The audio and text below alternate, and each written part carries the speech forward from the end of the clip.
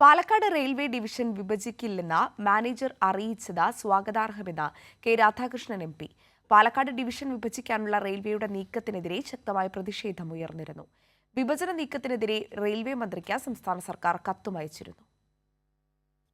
രാജ്യത്തെ പഴക്കം ചെന്ന റെയിൽവേ ഡിവിഷനുകളിൽ ഒന്നായ പാലക്കാടിനെ വിഭജിക്കാനുള്ള നീക്കമാണ് ബിജെപിയുടെ നേതൃത്വത്തിലുള്ള കേന്ദ്ര സർക്കാർ ശ്രമിച്ചുകൊണ്ടിരിക്കുന്നത്. ഈ നീക്കത്തിനെതിരെ വലിയ പ്രതിഷേധമാണ് ഉയർന്നത്. സംസ്ഥാന സർക്കാരും മന്ത്രിമാരും പ്രതിഷേധം കേന്ദ്ര സർക്കാരിനെ അറിയിച്ചിരുന്നു.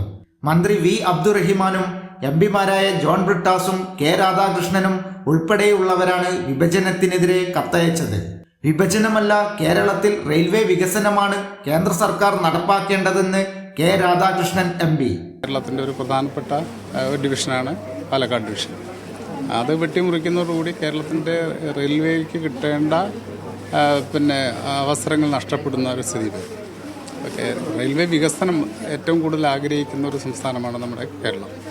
കാരണം കേരളമാണ് ഏറ്റവും കൂടുതൽ റെയിൽവേക്ക് സംഭാവന ചെയ്യുന്നത് എന്നുള്ളത് എല്ലാവർക്കും അറിയാം. അപ്പോൾ കേരളത്തിലെ റെയിൽവേയുടെ വികസനം ഏറ്റവും പ്രധാനപ്പെട്ട കാര്യമാണ്. പാലക്കാട് ഡിവിഷനെ ഇല്ലാതാക്കാൻ ദീർഘകാലമായി ബിജെപി ശ്രമിച്ചുകൊണ്ടിരിക്കുന്നു. മംഗളൂരു, കോയമ്പത്തൂർ ഡിവിഷനുകൾ രൂപീകരിക്കാനാണ് പദ്ധതി. കേരളമുയർത്തുന്ന കടുത്ത ചെറുത്തുനിൽപ്പു കാരണമാണ് ഇതുവരെ നടക്കാതിരുന്നത്. പ്രതിഷേധം കാരണം വിഭജന ചർച്ച നടന്നില്ലെന്ന് റെയിൽവേ വാർത്താക്കുറിപ്പും ഇറക്കിയിട്ടുണ്ട്. ക്യാമറമാൻ മഹേഷ് പാലക്കാടിനൊപ്പം സച്ചിൻ വള്ളിക്കാട്, കൈരളി ന്യൂസ്, പാലക്കാട്.